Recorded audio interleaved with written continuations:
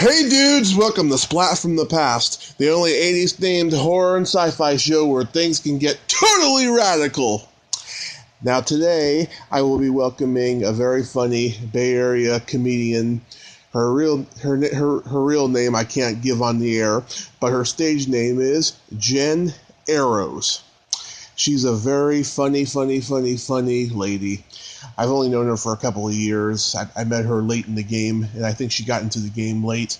I'm having her on the podcast today to just talk about shit, I guess. We don't really have a particular topic pick, other than maybe talk about, the bullshit of Bay Area comedy and what's going on in our lives, and etc. So we will just see. So yeah, here is my interview with Jen Eros.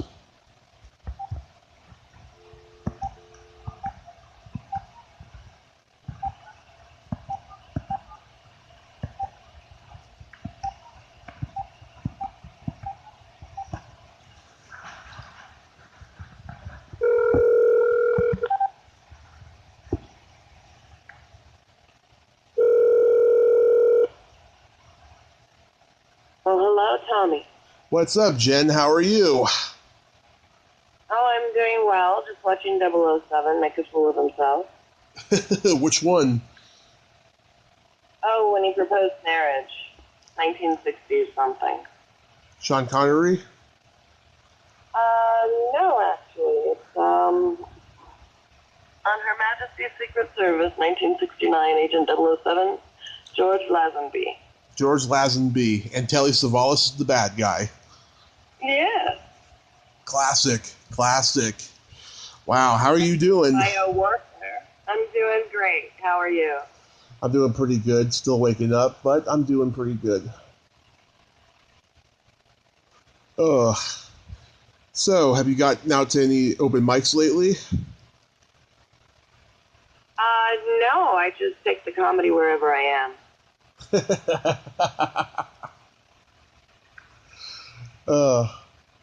Yeah, I don't fucking... Go ahead. My last really pleasant audience was actually a massage client I had at the Cannabis Cup up in Cal Expo. Mm-hmm. How was that? So, well, he seemed to need some cheering up. He has about 2 months to live. He has a wasting disease, and he was there because Dad actually helped him to eat. Oh. So I got him on my massage table, where he was finally able to rest his bones, because that's all he has is skin and bones right now. Oh.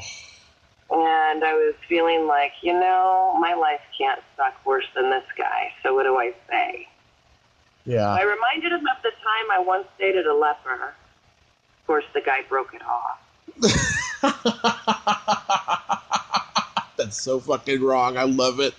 I got a belly laugh from a man with no stomach. What can I say? But then he had those attachments to his chest, those sticky little squares with the metal nipple thing. Yeah. And I said, I'm so glad I noticed that's what's under your shirt. For a minute, I thought you had more nipples than my cat. We had a great time. Captive audience. It's not like he can run away. He has no muscle tissue. Oh, that's so bad. It is bad. But, we made it good. So he was my Easter present. Oh my God. When did you start doing comedy? Well, I think I announced it to family around 2012 or 13, and they're like, well, duh. So I'm not really sure. It's a little hazy. But wow. I don't know. I think I went into psychology in junior high trying to figure out my parents. And it's amazing when the skeletons come out of the closet one summer, like who's actually related in the family and who's adopted and who doesn't know the father. And, all those things really put together the pieces of why childhood was so bizarre. Mm-hmm. I mean, if we just take away all of the illusions and the lies and everything else, life could be boring, but you could understand it. Yeah. So, no, I think anytime you face something difficult, like my dad had Parkinson's for 10 years. And I'm sorry, I usually save that for a stiffer audience. Yeah, he was writing his book, Living with Rigor Mortis, But he said it was time to seriously find the funny, and he was a very great support for me. Oh, that's good. So, yeah, I mean, not everybody, most people only, I'll say it this way. I was the favorite daughter, obviously. I got to hold the urinal for my father. I'd say most people only catch shit from their parents, but, it's a matter of privilege. Oh, my God. Yeah, so around 2012 or 13, yeah. Well, around there. It was like after I had gone through a whole series of events, my divorce. Let's see, I waited 9 years to marry my high school stalker. So he finally left after 8 years, 7 months. He didn't want to hit the 10-year mark for our anniversary because then he'd have to pay me longer. But, okay, the alimony went to the lawyers anyway. It doesn't matter. Mm-hmm. But after that, I found myself dusting off all the old things that I used to do when we met in high school, like the acting and seeing for my supper, whatever. Those were things. Just when you take a hiatus to go and have a family and it all falls apart when the kids are little and you have no job and the world is in crisis because the housing bubble burst and financial stuff was in ruin. It was kind of like I didn't level up, the rest of the world leveled down to my angle where I was. So foreclosure was looking like really good at that point. They couldn't stigmatize it anymore. Yeah. But yeah, I started singing with a friend.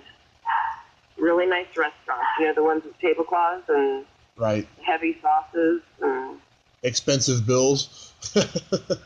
Well, they would always trade in food. They didn't want to pay you anything because, of course, they had no equity left in their houses to support their businesses. So paying musicians was hardly on the list, but they could feed you. So, I had a lot of sauces until I couldn't fit the dresses anymore. The tablecloths, those are a good standby, too, when you need a big bib. Mm-hmm. I don't know. It just morphed into something after that. I went into activism, and from there, to save my sanity, I went into comedy. And I think I saw somebody, humping the floor like he was humping somebody's baby. And I know a lot of comedians, they'll say, oh, I was inspired by, and they give some famous name. Yeah. Of course we've watched people all our lives that inspire us. I just saw this guy and said, oh, God, I've got to do better than that. Yeah. I don't see this baby. I just really, on the floor of a restaurant, this is comedy. Mm-hmm. So kind of like the Trump presidency, he lowered the bar, anybody could step in. Yeah. And then that's when you started going to the Bay Area to perform? Well, I was doing some local open mics here in the Modesto area. Mm-hmm. And what happened was I started helping out with my family a lot more with my dad's disease. So they lived in Santa Cruz at this point. Mm-hmm. And it was really... it's very emotionally draining. It's great to physically be able to hold him up when his body's falling down. Even, like I said, the honor of holding the urinal, you still want to get away from that at some point. So I had made this deal that, by 6 or 7 o'clock in the evening, I was going to leave and go find something else for myself to restore. Yeah. And one of my favorite places in Capitola is Mr. Toot's Coffee Shop. That's just, since my childhood, it was like our Mecca. we couldn't say that we were there until we'd been there. Yeah. And they were closing up one night about 10, and I just walked down the Esplanade in Capitola downtown in the Village, and I saw this bar, and they had something going on. It was really unique. There was this tall, black, handsome-looking guy and this long-haired white chick, and I was invited in. Like, they're waiting for me to come in. I guess they had just started an open mic, and 4 of the other comedians they had invited to come and help out to do it never showed up. Below their pay grade, I suppose. So I walk in, and I see this handsome guy sitting at a table, and the chair opposite him has a drink, but nobody in the chair. The chair is pushed away from the table. Mm-hmm. And since I've been invited in, I'm like, oh, well, this is wonderful. Do you guys always have your AA meetings like this?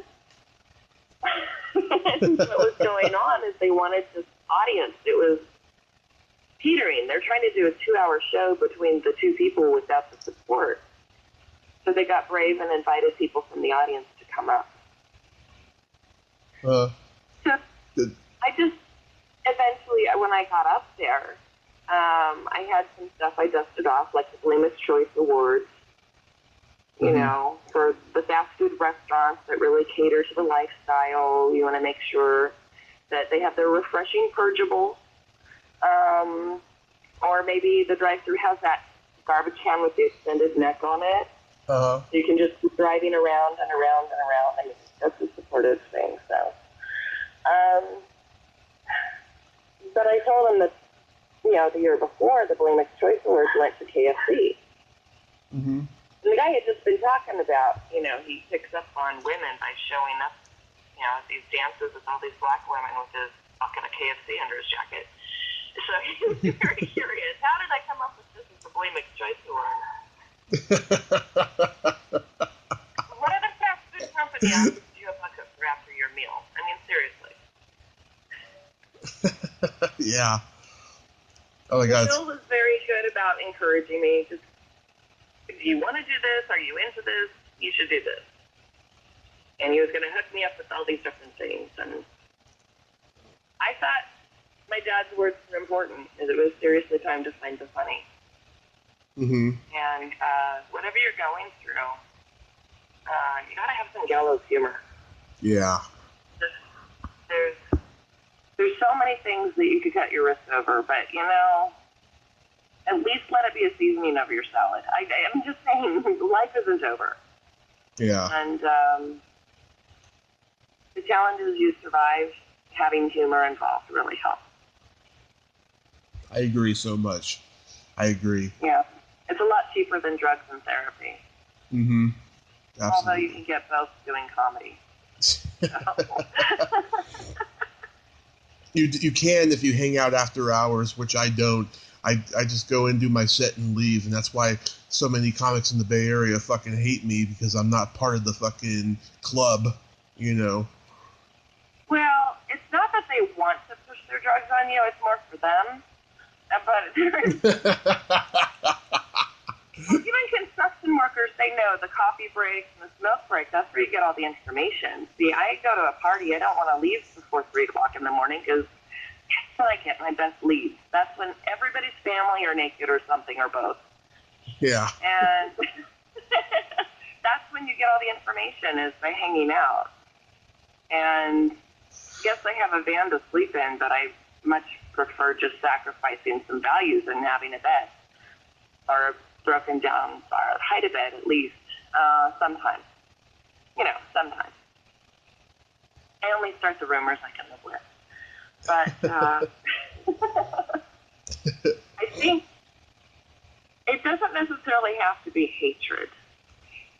Something I've noticed in the whole scene with comedians doing open mics is they get open mic-itis. I've been out to 216 shows, yes, and you never got paid, and you hardly did anything but get water from the venue, so you wonder why they closed. There's a camaraderie that you can build, but I've also had, like, the dumbest joke stolen.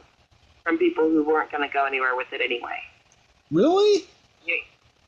Oh, gosh, yes. I mean, I had one very blatantly. I was like, he totally messed up the premise, and the delivery was weak, but everything in it was a joke that I had told at the same venue.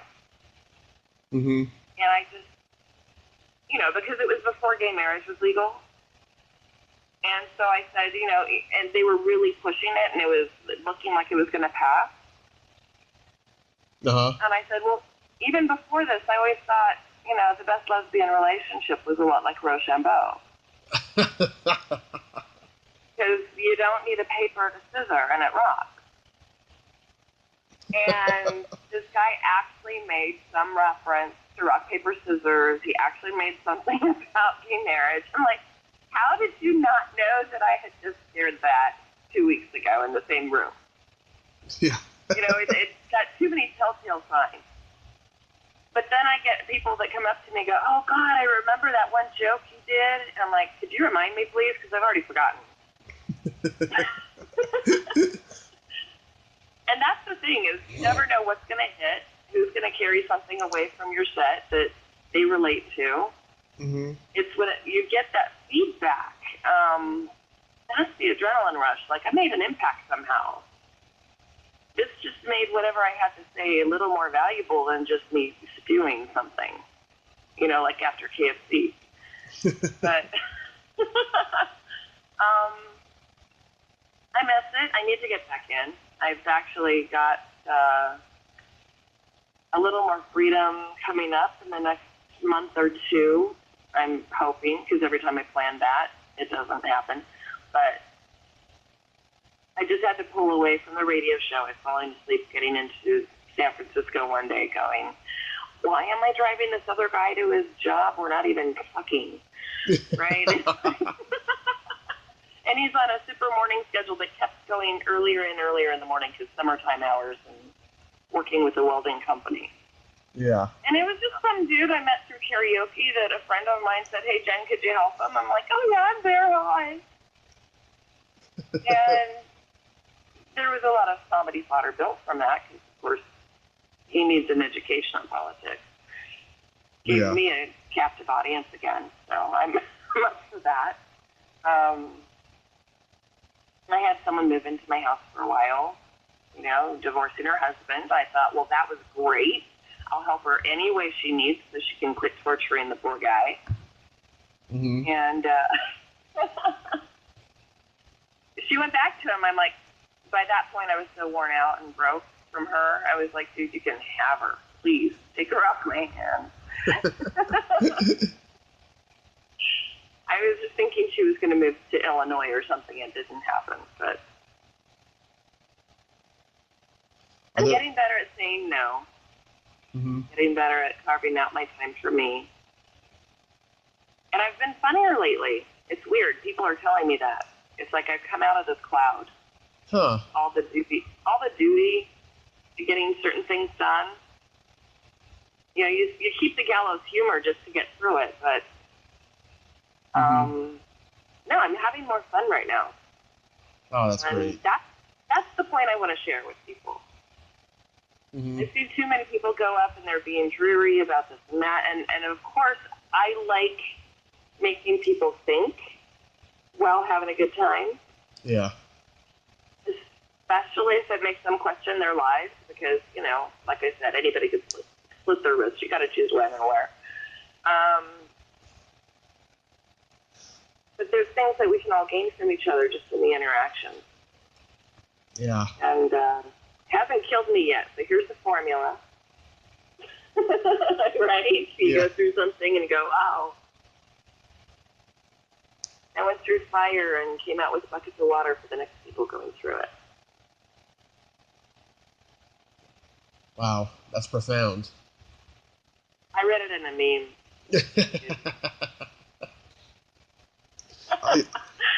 I can be creative, but you have to know how to feel as an artist too, Oh God, I used to kleptomaniac when it comes to life. I used to write those e-card memes like years ago on Facebook. I had some pretty funny ones. One I just found where It's a guy like pointing his finger, and I wrote, I'm too lazy to fuck you, so just walk into my finger. Here, come bang yourself. I'll just, offer an appendage. Yeah. Put it where you want. I think someone looked it up to me. Never mind.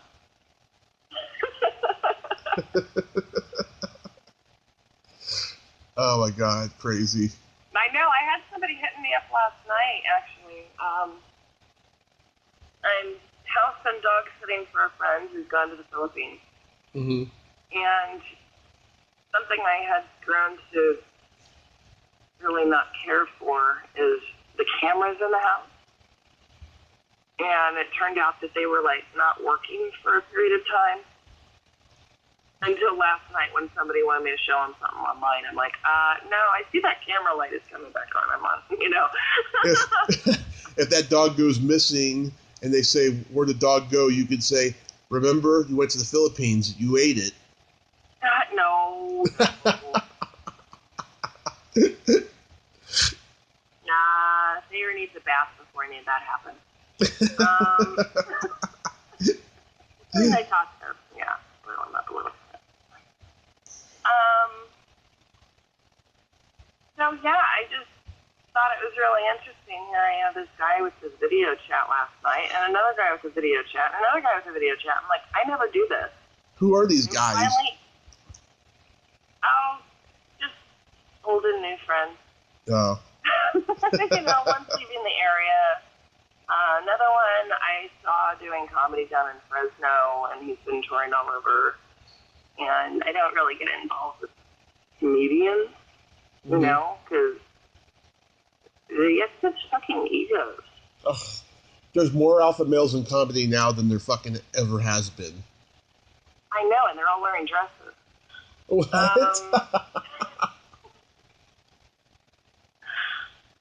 Okay, maybe not a dress. Maybe a nice jumper or something. Hopefully not orange. They claim they're killing it. I don't know. But, I just start off with a nice, easy conversation with somebody. Like, oh, are you alone? They're like, yes. I'm like, oh, sorry to interrupt. Because I know they're busy. I know they're really busy. But have you ever seen where it works out for a comedian to have a decent relationship? Very few. Very few. I'm kind of thinking I don't want to post a relationship because it's going to kill the career. I thought you were in a relationship. Yeah, I didn't say it was perfect. Oh. He just wanted lifetime client status for massage therapy. I broke up with him, November 1st when he went manic. I'm like, no, this isn't part of the bargain. Oh. You got to get better. Because this is the guy who actually goes pain for love. I can't shake him. He's still in my life. It's great.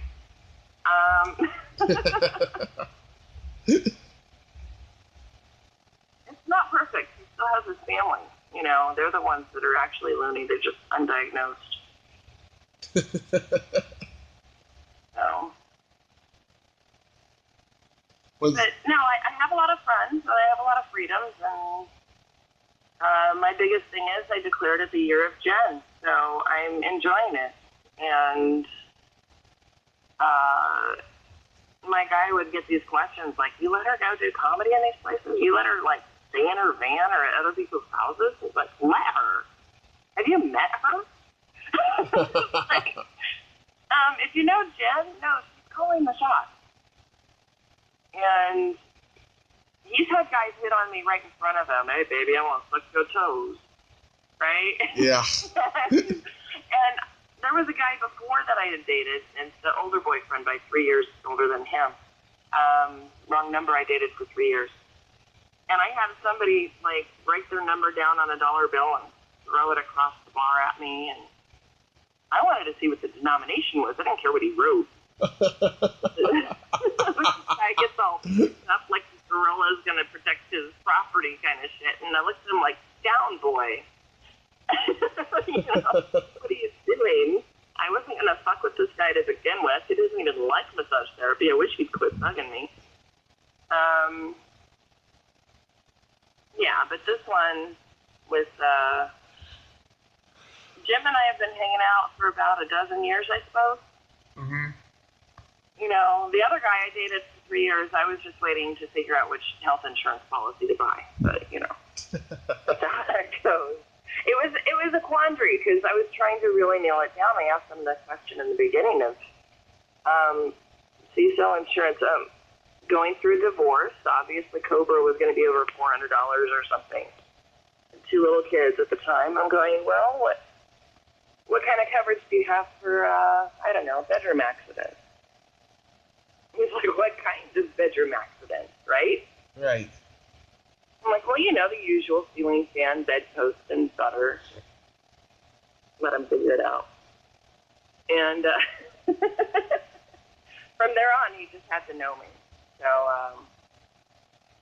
he came to visit and watch my daughters play last weekend. I mean, we're still close enough that he'll drive 2 states away for that. So that's cool. Oh, that's good. Yeah.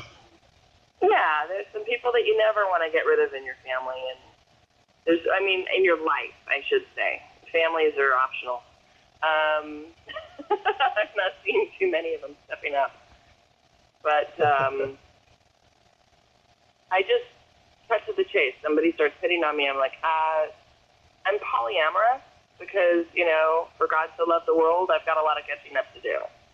So if you have a problem that I have these people hanging around in my life, well, they've already gone through my test of can they put up with me in my life and can I put up with them? And I don't expect anybody else to break into that and understand fully why, because I have eclectic taste. Mm-hmm. You know, one person thought it was just older men. I'm like, you know, getting the question all the time of, Jen, why do you like these older guys? You know, my current one's like 17 years older than me. The other one's 20 years older than me. And I said, it's not my fault. Grandpa started it. the night that... Go ahead. Well, for when Tim had his 40th class reunion, I was actually 41. So you go into that scenario, and of course they called me his Lifetime Achievement Award. So,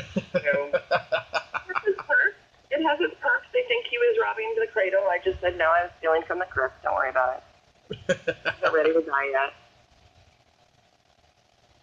Yeah, the night that you and I were going to all those open mics, you know, just before I moved, you know? Over in San Jose, yeah. Yeah. I was hoping you were going to make a move on me. Oh, I did not hear the lyrics to Olivia Newton-John's song. I'm sorry. I need a cue once in a while. I mean, my gaydar was broken even in high school. All the guys I liked were gay. I had no idea. Yeah. I just kept getting rejected for the Sadie Hawkins stamps. Then finally, 20 years later online, I see them with their gorgeous boyfriends. I'm like, oh, it wasn't me. It was you. Yeah. You thought I'd make a move on you, dear. I was hoping you would. Oh, you were hoping. Yeah, I wasn't. And we even went through a drive-through car wash, didn't we? Yeah, we went through a drive-through. We went to. It's like a double-blind captive audience. That's 2 comedians in a car wash. Yeah. And neither one of us got wet. How about that? Yeah. You're the only female comic that I've ever been in a car with, and I'm fucking fighting off these fucking Me Too accusations that are bullshit that fucking Pete Munoz is fucking making up that I fucking pulled a Louis C.K. on a female comic. Yeah, but our car wash experience was before Louis C.K. I almost got to see him. Yeah. He was down at the Comedy Store in L.A. I had an invite from some others in, like, the 209 that wanted me to drive because I've got the van. Right. And, of course, I went to a friend's graduation ceremony, which I still regret because she never passed the math class, and it was 5 years at a community college. But I could have seen Louis C.K. before it all hit the fan. So I know when I was hanging out with you, it was prior to that incident. And the hashtag #MeToo stuff, Yeah. that was even later. Yeah, it was like a year before. That was just like, Because you're careful when you come out with stuff like, I've been raped or something, and then when everybody's doing it, it's like, oh God, it's passé now, I missed my moment. Yeah. But I'm just... Yeah, and sometimes you just don't want the notoriety of whoever that person was, that your situation ends up elevating them and attaching their name to yours. It's like, not even my ex gets that privilege. It's, not hyphenated, it's minus his name. So, I don't want to have those attachments just off of somebody being a perpetrator. Yeah. I will say this, though, for victims. If you don't understand your power, now is the time to really get it. That when somebody fucks up and harms you, they're actually laying their life out before you as a buffet for what you're going to pick apart later. They're giving you control over their life by being a perpetrator. And that's a good analogy. we hardly ever get it in our minds to turn that power. It's like, oh, I knew what you did last summer became a movie, but we just don't live this enough. Yeah. So, no, I think it's really important that it's not, something can happen to you, but it doesn't become your story. Yeah. Your story is written by how you respond to what happened to you. So, yeah, the whole victim thing is a very convoluted. I'm not saying people aren't damaged and hurt by actions of others. Your strength is still where you allow it to be. If you're going to put it onto that perpetrator going, they just took away all my choices in life, and I'm so ashamed, and I'm not going to overcome this because now I can be the victim, then you're losing a lot of opportunities to... I mean, and it's not that you have to come out and say that person raped you. I mean, I do say it's not for anybody else to tell your story. Mm-hmm. You have to come to terms with what it is, and rather than saying, I've been raped, I could say, well, what a jerk. I mean, he doesn't even know what an excellent lover I am, and you're sure not going to get it by throwing water on my ass. So...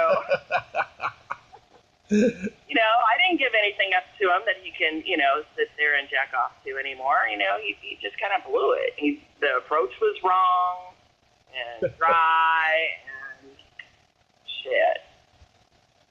I hope it was his worst fucking experience ever. Literally.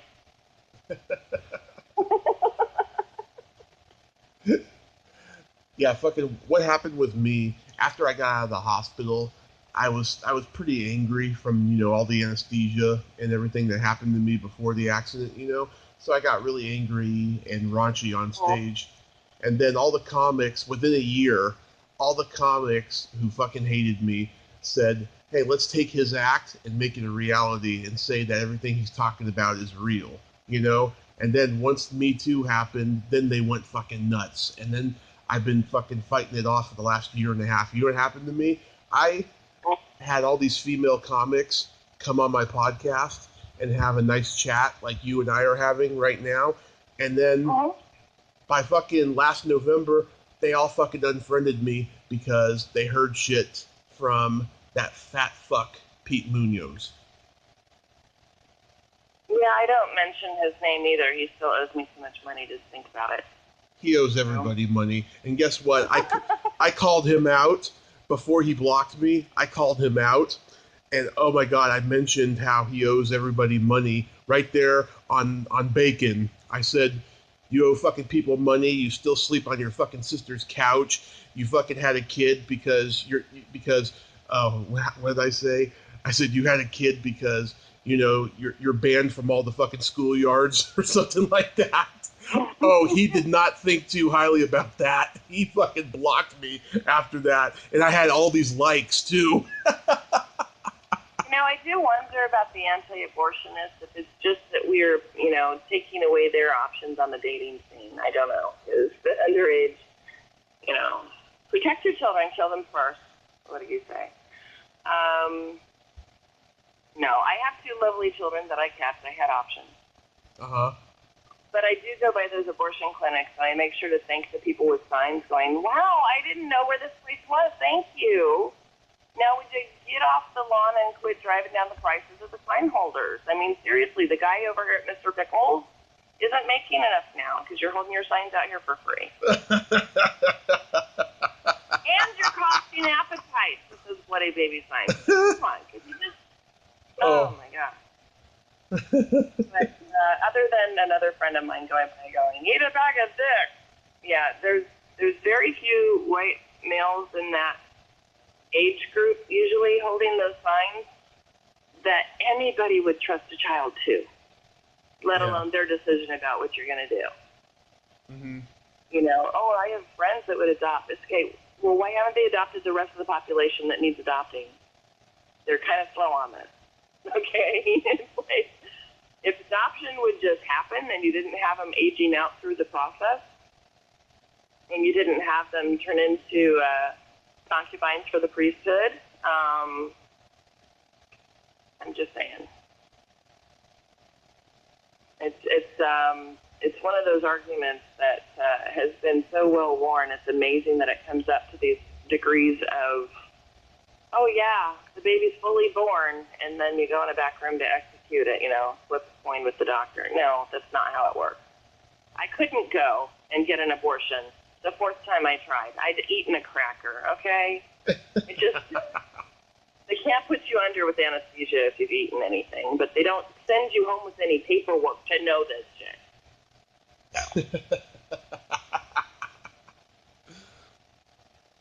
I'm just saying they've got it wrong.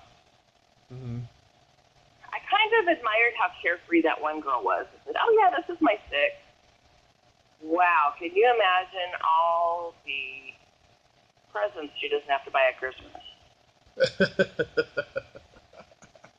I mean, how are family reunions? I mean, you just throw a little dirt in the air and go, hey, kid.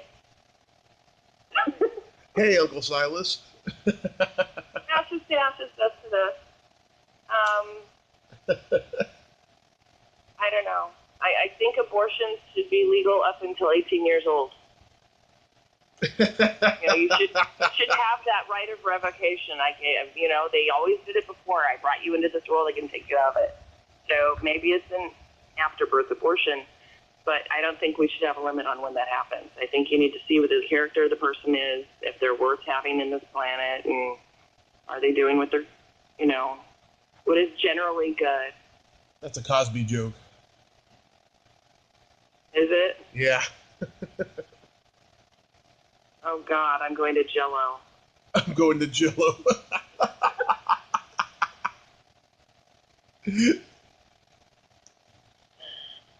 Yeah, next time we hang out, I will give you a signal. You'll give me a signal? Yeah. To run first? Is it like in an elevator that breaks down, or am I going to have freedom to move about the cabin? No, to go down. Oh, one of those.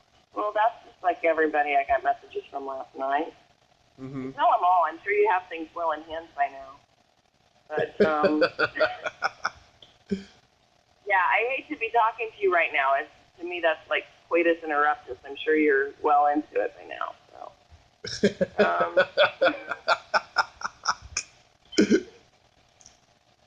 lend a hand, would you? Not that one. What, finger bang? Ask me something. Maybe you'll get a word in edgewise. Okay.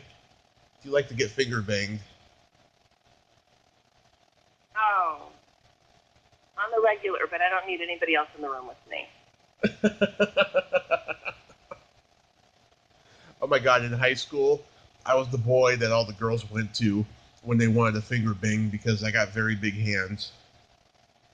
Really, I go for the smaller hands. I'm all for the fist. No, really, I dated somebody who used to do those, what's that called?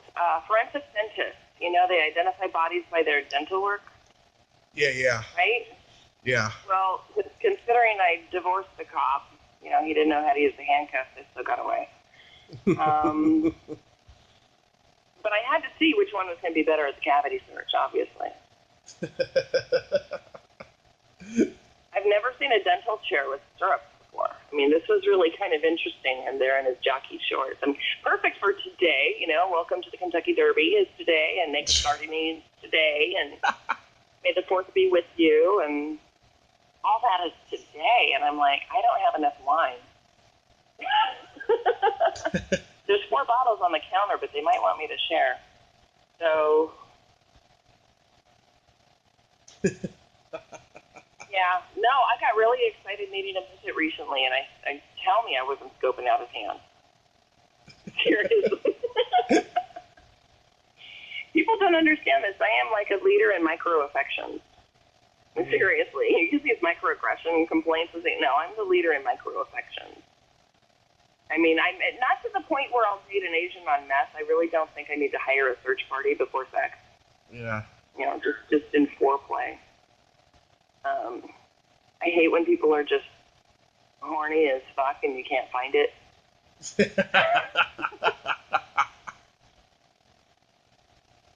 Am I supposed to have an Audi? I don't know. Oh, I have an Audi belly button. No, an Audi, like to drive. Oh. Not as opposed to a BMW. Oh, gotcha. Like big mouth work. Anyway. So how are you for innuendo today? I'm good. I mean, next weekend I'm going to be filming the first episode of my very own horror movie show. I'm going to be horror hosting. And I got offered a movie role when I was in LA a couple weeks ago. Yeah? Yeah. Again for a horror film? It's actually going to be a movie about the mob. You know how Hollywood, they like to cast people who don't see themselves a certain way, but they see you a certain way? It's one of those situations. Okay. Yeah, so I'm pretty excited about that. Great. Yeah, because I'm going to be How'd you get hooked up with this? Was there a fisting involved? No sex, no. But there was going to be doing a trial run in LA starting in July. Living out there and maybe staying with a friend of mine out there. A friend of mine who's like a friend with benefits. So I'll be sleeping with her in the same bed and waking up getting blowjobs every day. It's going to be great. Wow. Congratulations. Thank you so much. I mean, I'm glad it works for somebody in the comedy realm. I haven't been... You're really slacking on giving me blowjobs. I'm sorry. It's just not... I mean... Anyway. You don't even have to search for it. No, anyway. Yeah.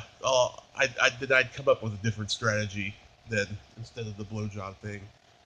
Maybe the first kiss. The first kiss? Yeah.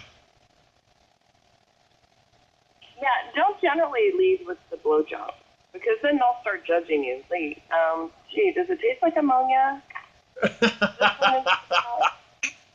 this going to interfere with my protein shake from earlier?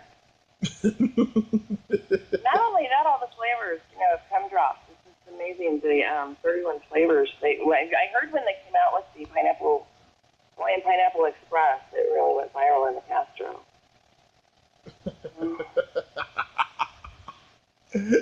It's really funny, too, when you date a guy who works in an ice cream company. Uh-huh. I mean, can you imagine the orgasm? You're just screaming, the ice cream man is coming! Not wrong. It'd be useful if he had more than a sleeping bag on his mattress, but it seems so. Maybe it's for absorption qualities. I'm not sure.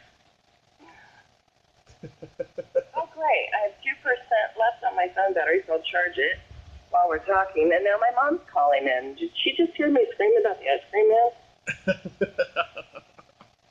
Sorry, Mom, I'm not answering that question.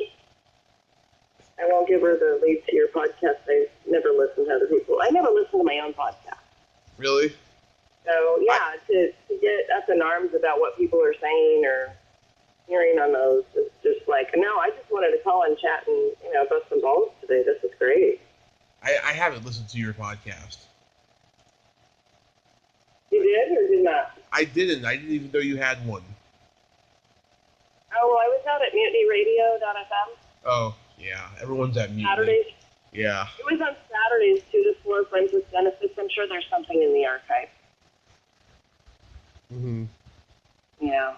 This is your host, Jen Eros, the highbrow with the low blows. Welcome to Friends with Benefits.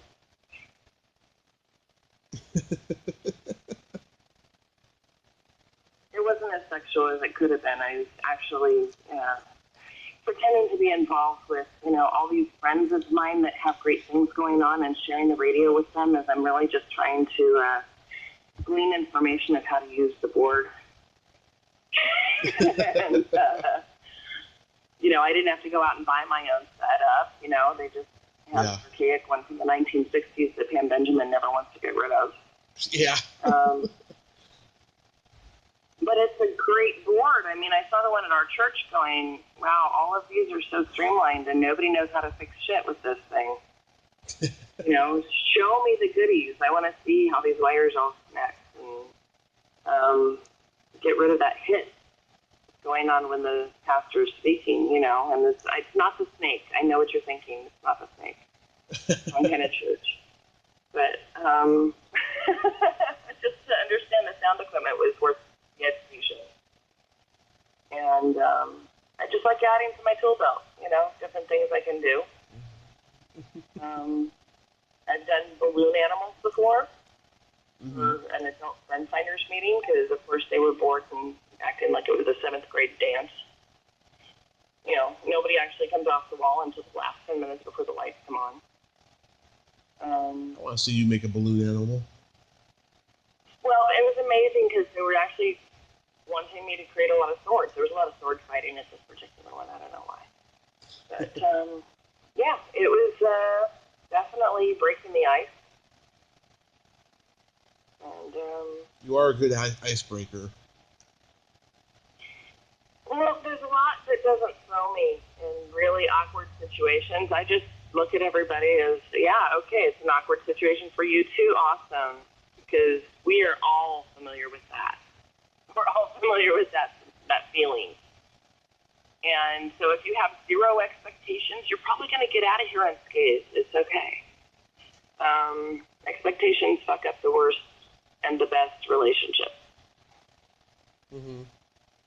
You have empathy. What's that? You have empathy. Well, yeah, I just shared something as a post somebody had come up with, but I shared it last night on my Facebook about that. Mm-hmm. Empaths and narcissists may both have had a torturous event or events in their childhood. Yeah. It's just that the narcissist turns it into the greed and the self-serving aspects of it, and the empath is the one who sees the pain and tries to alleviate it for the rest of the world. Mm-hmm. You turn it around into a tool of knowledge and a way to help others. Mm-hmm. So I'm an empath, but I have the sense of humor of a sociopath. This I will agree. Yeah. You definitely have that really strong sociopathic vibe going on in your comedy. It took me a while to not hate you just because I thought you really were that creepy guy. Oh, thank you, Jen. And then we got to talking, and they proved it. No, I'm kidding. No, you showed me that it was actually the act that you were working for. Mm-hmm. Of how to just... The twist comes, I think, and this is somebody who's not even following all the open mics to know who hasn't closed yet. When you're in front of an audience, making them uncomfortable is a great tool for nervous laughter, but you have to give them the excuse to laugh still. Yeah. Take it that one step further that kicks it over that, it's so wrong they can't help not laughing at it. They just can't help themselves. Yeah. That's why once I started playing the Improv, I played there 5 times in 2016 before I left. I one thing I did, for 10 years leading up to that, I was very deadpan on stage. But then once I started like smiling and loosening up, then the audience liked me more, It's amazing how, they might have those same sadistic thoughts, Mm-hmm. but they don't want to admit it to anyone else unless they really believe that you're on their side somehow. And then they can feel rewarding you is a good thing. Yeah. Rewarding your way of expressing what they wish they could. Yeah. So, you give it a little sly smile at a moment when they're just thinking you're horrible. And it's like, oh, he gets it. Okay, I can relate now. Let them in. It's the little joke between you. Right. But no, you were a scary fucker when I first listened to your shit, so. I try, thank you. Yeah. Say again? I try, thank you. You're welcome. You're welcome. Yeah, it's great to be misunderstood, but to have a few people that still get it. Yeah. Like, I always say I'm the comedian that everyone looks around before they laugh, so they know it's okay to laugh. Yeah.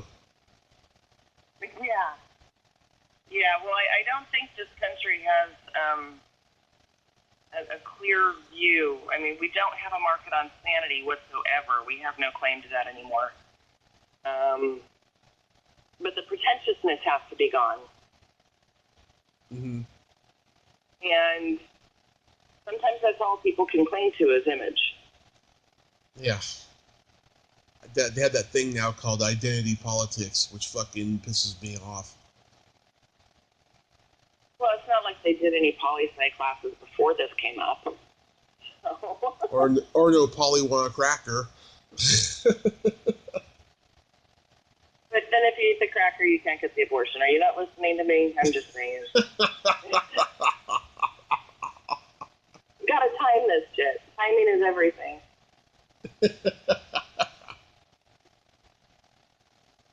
What's your favorite joke of all time? My favorite joke of all time? Yeah.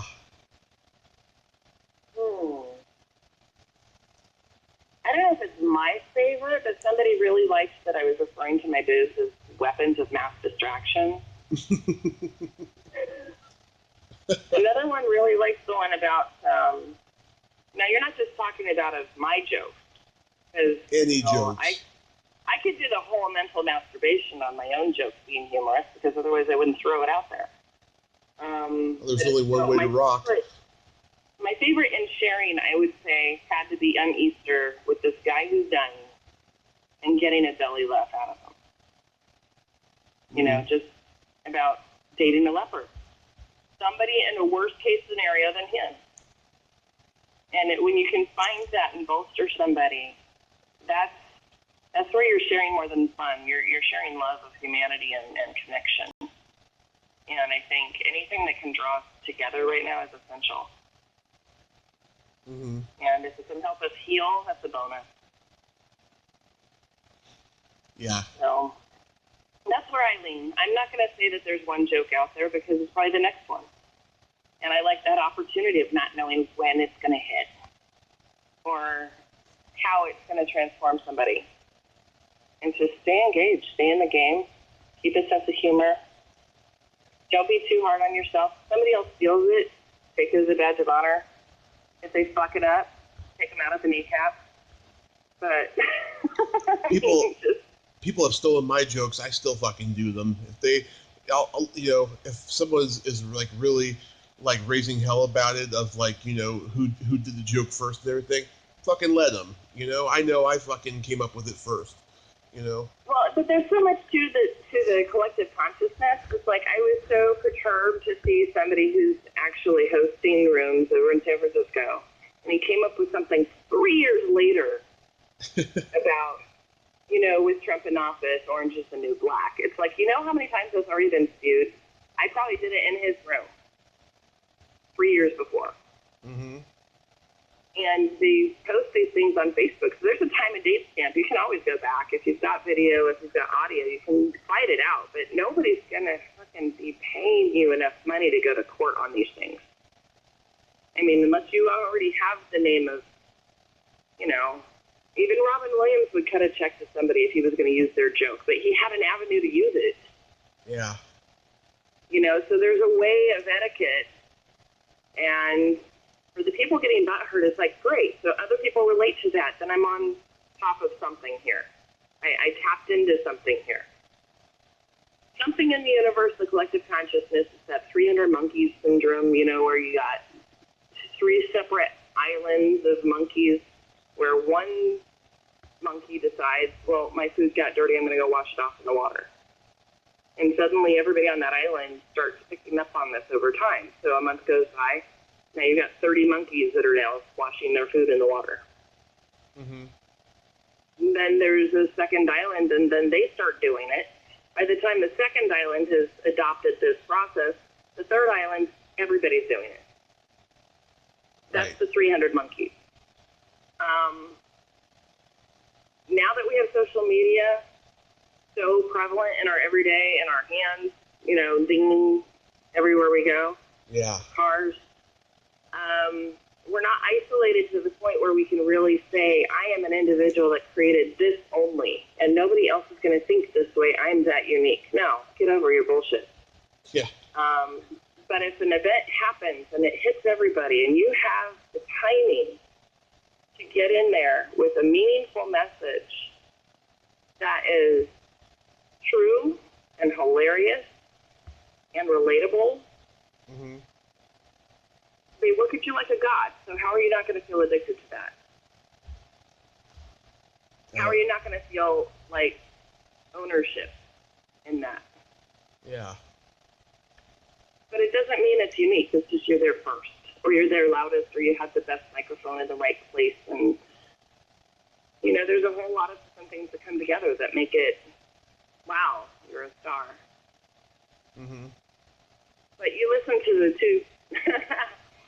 When I was listening to the rap songs going on at the Calixto Cannabis Club, Yeah. none of these rappers would survive a hashtag Me Too movement if it happened in the 80s. This shit would have been shut down. Yeah. Part of it is long-term abuse is creating a collective of people that can relate to being victimized. Right. They're throwing in countermeasures right now. This is what we need to understand. This isn't just everybody is at fault or everybody is going to be judged right now. These are countermeasures being law because there's such a systemic long-term aspect to the harms that have been done and perpetuated.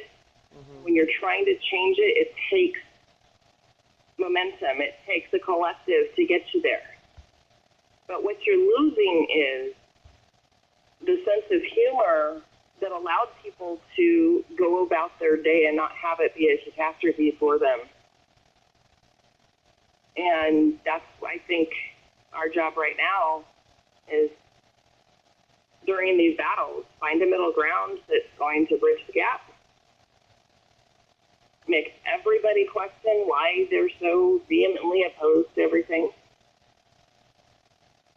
Mm-hmm. And ultimately just realize that other people's opinion to me is none of my business. I tell you what my favorite joke is. How do you make your wife scream twice? How? You fuck her up the ass and then wipe your dick on the curtain. You've come so far.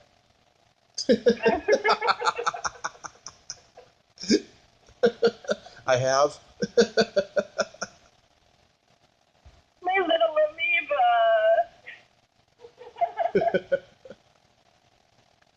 Wow. Just whatever you do, stay away from colloidal silver because it really fucks up the mitochondria. The bacteria can't spread. Man, serve yourself.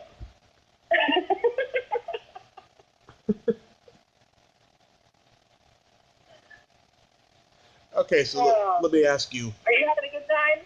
I'm having a great time. Well, thank you for the hour. That was delightful. Yes. Let me ask you this really quickly. What signal would you like?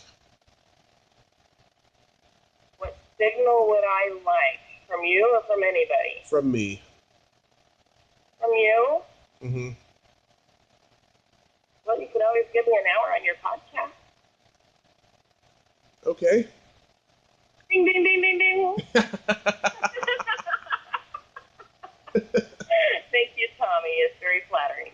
Thank you so much, Jen. I'm so glad that we finally got to do this. I'm glad. Oh, next time I can sing the Got Herpes song, and, we'll have another riot. Yes, absolutely. I'm glad things are looking up for you. I don't know when or if I'll be down in the Bay Area to do comedy again after all this shit that's happened and all the bullshit and everything, though. But I will keep in contact with you because you're one of the funniest ladies I know. Thank you, Tommy. I appreciate that. And it's not about the place; it's what you bring. No matter where you go, there you are. Okay, so, Buckaroo Banzai. Have your focus of what you're working on. Make sure that you're growing, and just have fun with it. It's the time to find the funny. The world's gonna blow up soon enough. Well, I'm always growing. I didn't mean in your pants. That's a given. Okay, thank you so much. Bye. Hang left. Talk to you later. Okay, bye-bye. Bye. Well, there you have it. Jen Eros. Ain't she a sweetheart? Yes, one of the funniest ladies in the world. If she does any shows in the Bay Area, go see her because she's fucking hilarious. If you like this video, everyone, please subscribe to my YouTube channel. Add me as a friend on Facebook. Join my Tommy Kovac comedian page on Facebook. Follow me on Twitter and Instagram and all that fun stuff. Well, that's all the time we have this week on Splat from the Past. Until next time, this is Tommy Throwback Kovac saying there's no shame in living in the past because the present sucks. Later, dudes!